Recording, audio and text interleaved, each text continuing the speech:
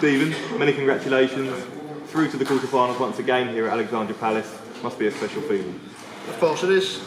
This is the biggest tournament in the world, and just to be on that stage, especially when the crowd's on your side, it's a great place to be.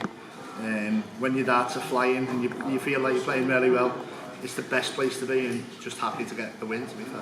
You described your win yesterday against Dave as your best performance on the Alexandra Palace stage, so to back it up today with another quality display must give you a lot of confidence. Of course it does, yeah. I mean, I was watching a few interviews on TV this afternoon, and can he do it again? Listen, I've been working hard, put all the effort in to be as good as I can be. I've done the hours with Nathan Aspinall, and I feel like I'm ready. I feel like I'm walking into the building, I'm really sure. And I've got a chance. I'm still in, so who's to say I can't win? Made the quarterfinals here on debut, semi-finals in 2021, quarterfinals again. What is it about this event, this stage, that brings the best out of you? It's just they want to play well in, isn't it? No one wants to come here and not play well and go out early, especially before Christmas. Obviously when at home, that was the main thing, to get Christmas out the way, spend a lovely time with the family and get back. And then it was to have a day off before the new year, and hopefully I can be the 2023 World Champion. You hit 3 10+ finishes against Dave, 3 10+ finishes again tonight, all at crucial moments as well. It's a feature of your game at the moment. Yeah, like I said, I'm working really hard back home.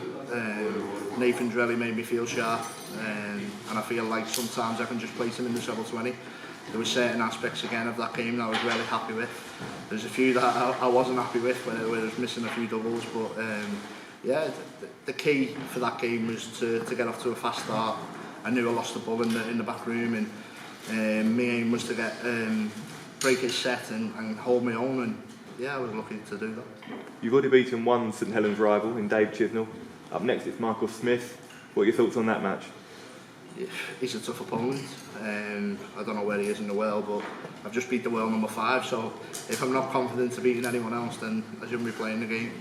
Mike Smith is a really tough opponent. He's a great lad, but I have beat him on that stage before, albeit quite a few years ago now.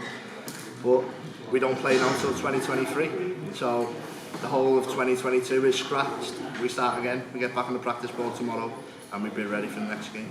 Thanks, Stephen. Best of luck. Thank you. Stephen, congratulations. Thank you. Fabulous performance. Did you sense you could get at Luke tonight? He'd not been at his brilliant best that we'd seen all year in his previous 2 games. Did you sense there was a real opportunity to get at him?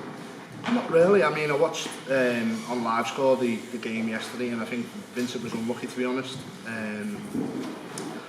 Obviously he's number 5 in the world. He's number 5 for a reason. He's one of the best players in the world. I just thought to myself, I know I'm playing well. I need to bounce on him quickly and try and get him out there quickly. I didn't want it to go the same as the Chizzy game, where it got nip and tuck towards the end of the game and I got a bit nervous. So yeah, I just tried my best just to be as good as I could and get him out there quick. To end 2022 on a real high. You are back in 24, so the Masters looms as well. I know we spoke about it yesterday, so that's another one ticked off for 22. Oh, me, innit? Yeah.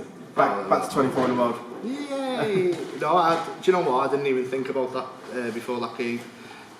Obviously we spoke about it yesterday, but I parked that at the back of my mind. Obviously when you, I know I'm defending that big money as well, but when you put them sort of weights on your shoulder, it can affect you. I've tried to block everything out. I've been really good mentally this year, I think. Even on the Pro Tour form, I feel like I'm playing like one of the best players in the world. I'm really consistent. And yeah, there's no reason why I don't think that I can't win this title. Now you've defended a huge chunk of that money, can you relax a little bit more? Because, like you say, you've already defended part of it, so it's not that great big black cloud over your head anymore.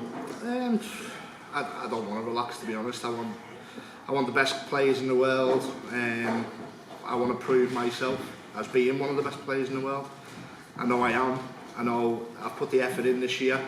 Sometimes in the past I can have been accused of being a lazy dart player, sitting on my butt playing the PlayStation a lot.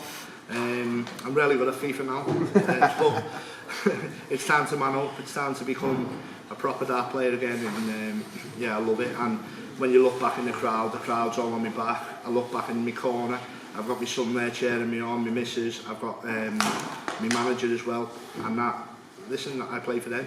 as well as myself. Stephen, congratulations, thank you. Thank you. Stephen, you mentioned those practice sessions with Nathan Aspinall. He's obviously had some success over the last few months. When he's getting to major finals, is that a motivational factor for yourself as well? Of course it is, yeah. I mean, even as Nathan, when I spoke to him beforehand, he feels sharp as well.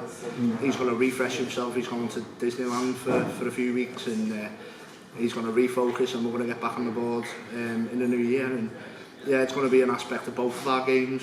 I think we're going to bring each other on, and I think we're definitely going to be the men to look out for next year. Are you able to take your mind off darts tomorrow, or will you be hitting the practice board nice and early? Pass. No, of course I'll be on the practice board tomorrow. I'd be silly if I didn't. I've got a really tough opponent in Michael Smith in the quarterfinals. And listen, I'm here to win this tournament. But by sitting on my butt tomorrow and during New Year, it's not going to help. So I need to be ready for him, and I will be. Brought the PlayStation with you? Nope. Good man, cheers, Steve. Thank you. I'm Stephen. The match you played with Van Bamble a few years ago, always on darts gold. Do you think you can finally get another match against Michael Smith that's going to eclipse that one? To be fair, I think the game against Chizzy was a better game than the Barney game. I think, obviously, they keep showing the Barney game because I cried a lot.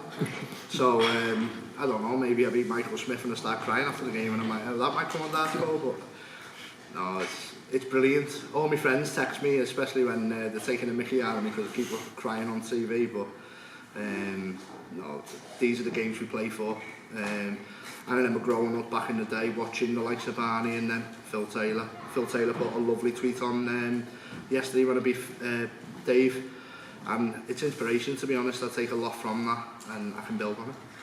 Just about that game though, on the darts gold, and Barney's saying, are you going to be a future world champion? Is it a constant reminder that that's what you really want to be doing now? Of course, yeah. Many people have said I've underachieved. Obviously, I come over to the PDC as BDO World Champion, and there was a lot of pressure on me that year that I could have been BDO and PDC World Champion in the same year.